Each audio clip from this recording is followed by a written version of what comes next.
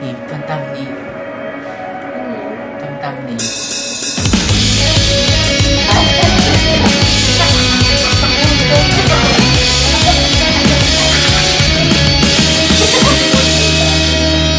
Hirap kasi pa-explainin nito, hindi siya. I'm flying too fast, I can control these feelings I have. I need to know if I ever ask, would you say that you feel the same?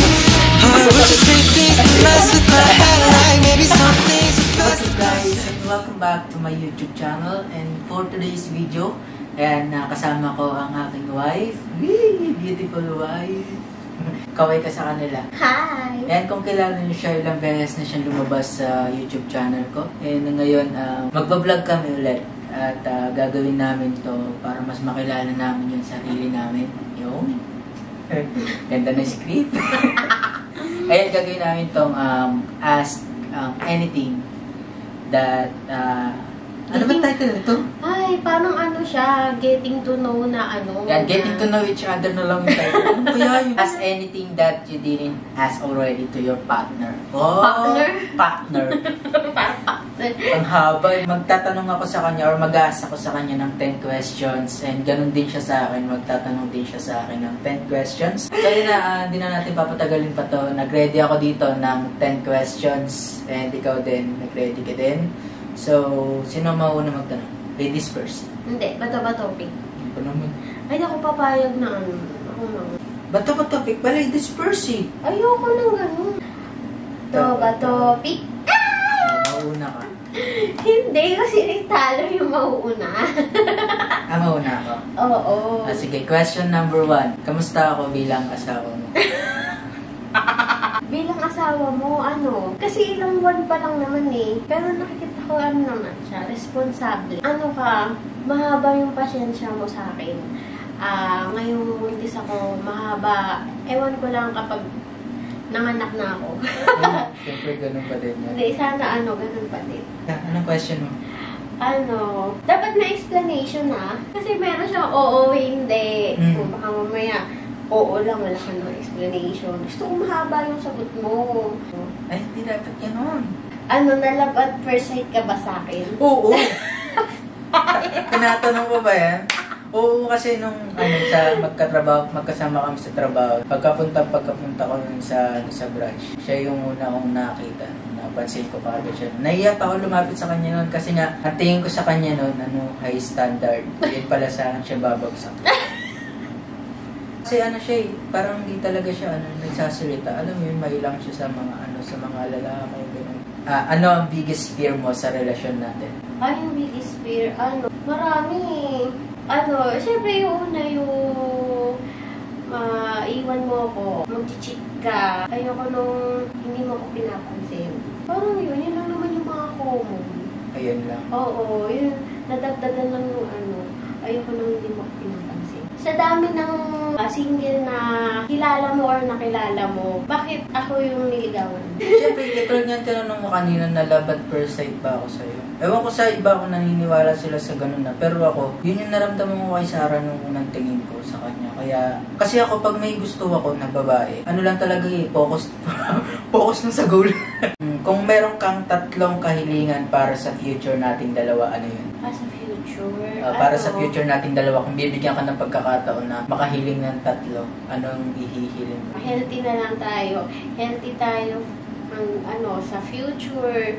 Dalawa tayo, ng magiging anak natin, ng family ko, ng family mo. Ganon. Tapos, pangalawa, stable tayo sa financial, yung mga pangarap natin na sa future, sana mangyari lahat yun. Yung mga plano natin. Wow. Yun. Ba't humina yung pag-upload mo mula nung nag-start ka ng manligaw sa akin? Kasi di ba lagi mong binabanggit sa akin, lagi mong binibida na may naka-upload ka, sunod-sunod, yung mga content mo, nakaka-participate ka. Hindi. Kasi nagtrabaho na rin ako nun sa mahirap na rin yung naging schedule ko nun. Wow. Simula nung nagtrabaho ako nun sa Mercury. If you could see 2 things change about me, what would they be? Ay, parang iba yung nasa isip ko. Ano eh? Ano yung mga nabago sa'yo? Parang nasabi ko na sa'yo yun. Siyempre, sa kanila mo sasabihin hindi sa akin din. Ay, alam nga, nakalimutan ko na. Alam mo, gana na naman yung pregnancy, pregnancy. Hindi ko matandaan yung sinabi ko sa'yo, i-enumerate mo nga. Bakit ako? Ikaw nakakakita na sa akin. Di ba may sinabi ako sa'yo? Ay, hindi gumagana yung utak ko. Wait lang. Ano nabago sa'yo? No, hindi ko matandaan, di. Ah? Wala ko makalimutan. Wag mo isama yun. Ayan, kaya naalala na ako. Pero masyado. Next question na lang. Wala na po pala yun. Ayaw na niya. Ibahin mo na Next lang. question, ibahin ko na lang. Kasi, ngayong mag-asawa na tayo, kinikilig ka pa din ba sa akin? Oo. Bakit? Hindi ko itatanggi. Yun ano ka ba? Kahit lalaki, kinikilig pa rin yung lalaki. Ano ka ba? Paano ka kiligin? Siyempre, ano.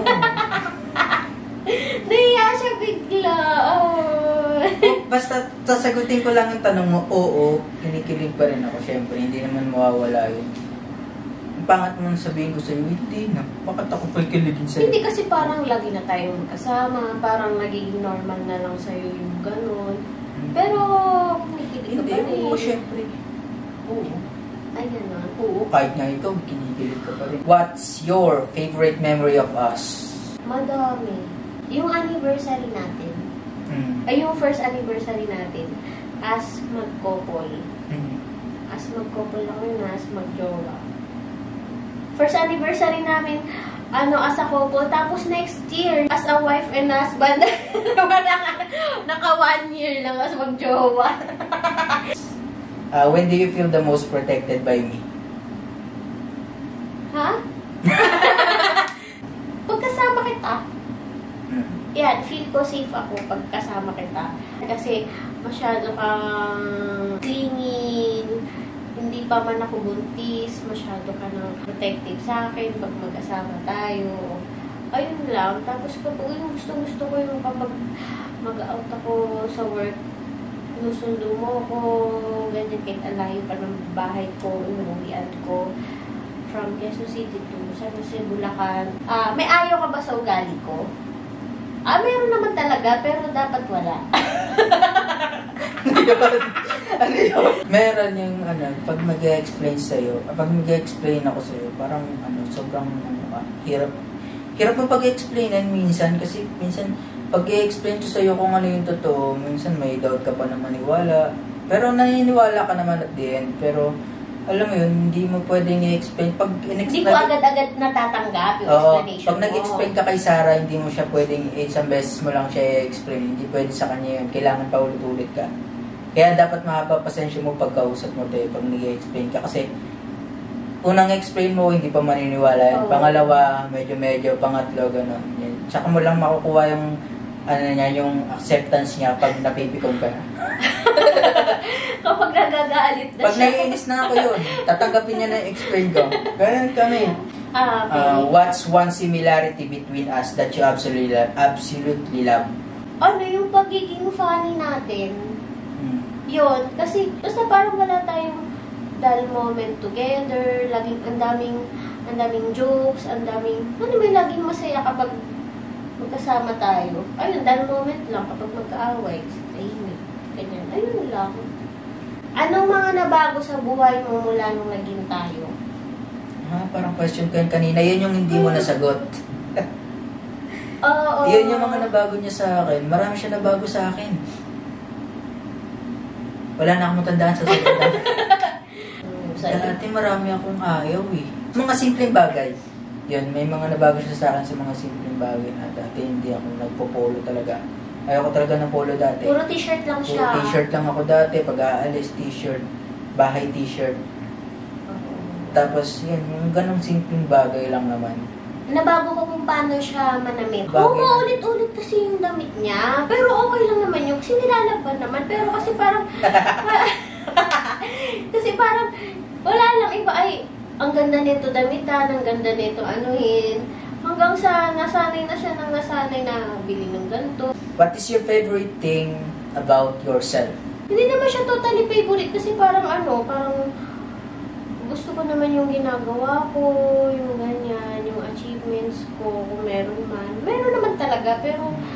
Eh ba, may mga bagay ka ba na gusto laging ginagawa? Parang ganun yung tanong. na laging ginagawa. Wala rin kasi wala talaga siyang ginagawa. Hindi. Wala ka talagang sagot daw kasi wala ka naman talagang ginagawa. Hindi naman. Pero Sige, naman, explain mo yung sarili mo. wala naman kasi akong favorite ang ginagawa. Parang, kumbaga parang, wala akong passion.